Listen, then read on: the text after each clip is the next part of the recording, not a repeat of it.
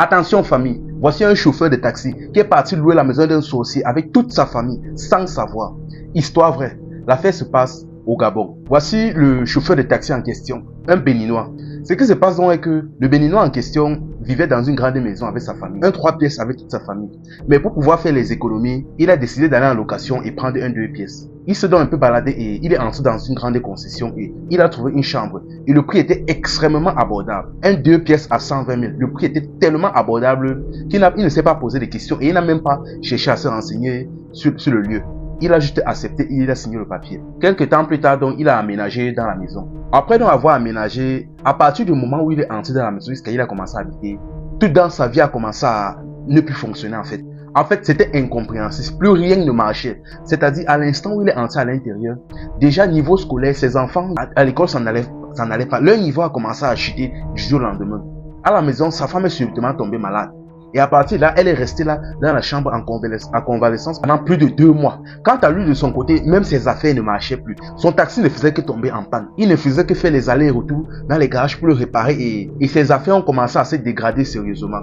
À un moment donné, là, il est resté comme ça. Ça a commencé sérieusement à chauffer sa tête.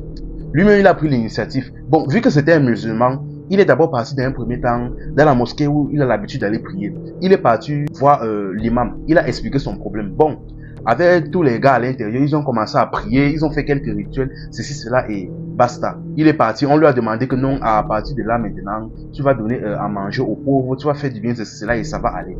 Il est donc rentré, il a fait ce qu'on lui a dit, mais même jusque là, rien n'a changé. Absolument rien n'a changé. Ce problème même s'aggravait plus tôt. Sa femme est restée plus de 2 mois en convalescence. Donc pour dire simple, ça faisait plus de 2 mois qu'elle n'avait même pas vu la lumière du jour. Elle était toujours à la chambre. Dans la chambre à cause de la maladie. Ses enfants, tellement leur niveau était lamentable et avec le temps, vu que financièrement ils ont été touchés, les enfants étaient chassés de l'établissement pour faute de scolarité. Quant à lui, son taxi finalement là, il n'avait même plus les fonds pour partir la mettre dans un garage pour qu'on le répare. Sa situation s'aggravait. Un jour, sa femme lui a dit, franchement, moi je ne comprends pas. À chaque fois que je dors, je rêve toujours qu'il y a une femme, une vieille femme qui vient avec sa canne. Elle commence à m'étrangler, elle commence à appuyer mon cou. À chaque fois, c'est toujours la même femme, mais je n'arrive toujours pas à voir son visage. Mais il sait que c'est la même femme. Il lui a dit ça 1 fois, 2 fois, 3 fois, 4 fois. À chaque fois, il simplifiait, il disait que non, ce n'est rien.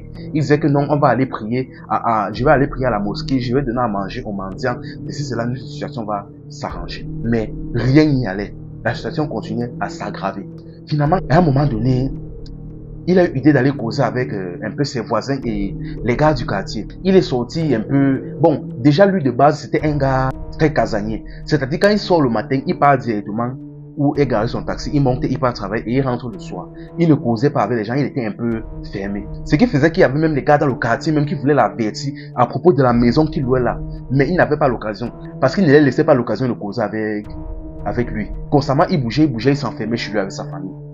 Finalement, lui-même, quand il a pris l'initiative d'aller causer avec les gens pour essayer d'expliquer ses problèmes, à un moment donné, il s'est arrêté vers un carrefour, quelque chose comme ça. Il a commencé à causer avec les gens. Il a commencé à demander aux gens, je ne sais pas, que la maison où je vis là, est-ce que les anciens locataires, ils étaient simples? Est-ce qu'ils ont fait quelque chose dans la maison là? Un scandale, quelque chose, je ne sais pas. Est-ce qu'avant de partir, donc, il voulait savoir si les anciens voisins, avant de partir même, ils avaient laissé quelque chose dans la maison là qui le menace. Tout le monde dans le quartier connaissait, mais ils n'ont pas voulu dire. Parce qu'ils savaient déjà que la barrière en question, c'était une femme béninoise et une grosse sorcière.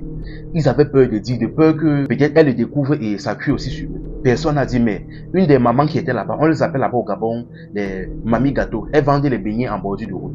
Une des mamans là-bas a pris son courage. Elle lui a dit, tout ça c'est de ta faute. Le problème c'est que tu ne lui as jamais l'occasion de causer avec toi. Sinon le jour où tu venais louer la maison là, on t'aurait expliqué, dit la vérité et te dit cash de ne pas louer la maison là.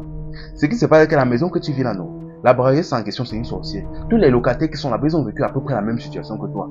C'est une grosse sorcière, on ne sait même pas pourquoi elle fait ça. Donc si tu es sage, je dis bien si tu es sage, libère la maison là, tu pars. C'est un conseil que je te donne. Même si tu n'as pas fini le loyer, même si tu as payé le loyer, tu n'as pas fini le mois, libère la maison là, tu pars. Si tu es sage. Quand il a dit ça, le gars a compris. Il a vu que ça concordait avec sa situation. Il est rapidement rentré causer avec sa femme. Il a dit à sa femme que tu avais raison. Il a parlé à sa femme en patois que on s'arrange là rapidement, on se prépare rapidement et on cherche à quitter, à libérer la maison silencieusement. Il a parlé en patois et à voix basse. Mais chose bizarre que quelques temps plus tard, quelques minutes comme ça après, la barrière s'est venue le trouver dans son taxi. Elle a piqué sa vitre. Il a baissé.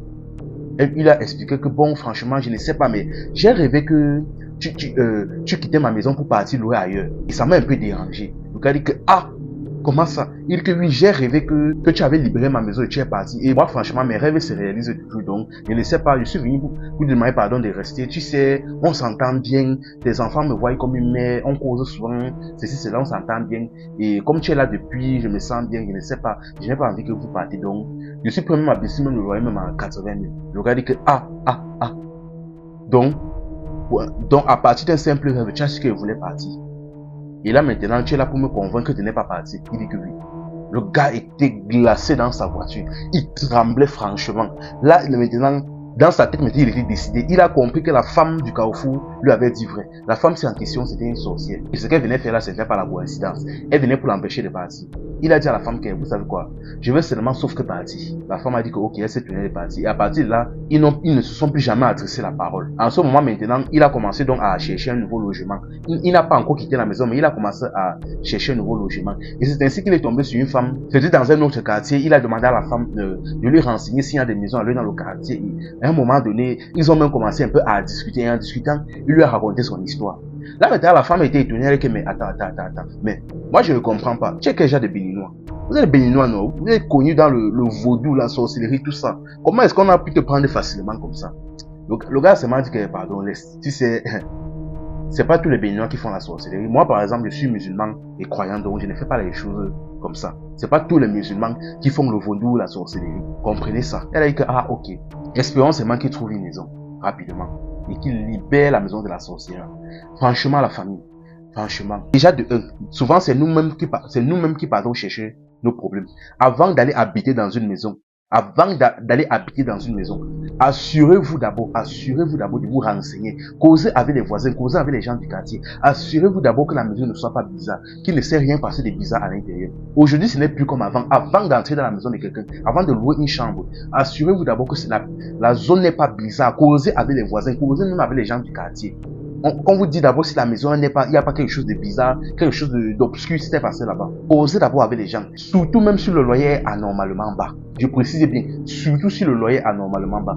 Assurez-vous toujours d'avoir toutes les informations sur cette maison avant de la louer. Et bien évidemment, priez toujours et priez sans cesse. Car vous ne savez pas qui est qui. Parce que même après vous êtes renseigné, vous ne savez pas ce qui va vous arriver. Vous ne savez pas si ce qu'on vous a même dit est vrai, c'est cela. Donc, priez toujours. Surtout quand vous partez dans une maison pour habiter. Priez toujours et priez sans cesse. C'est Dieu qui garde, c'est Dieu qui protège. Likez et partagez la vidéo au maximum la famille. Ici c'était Info et Amusement. Ici on s'informe et on s'amuse.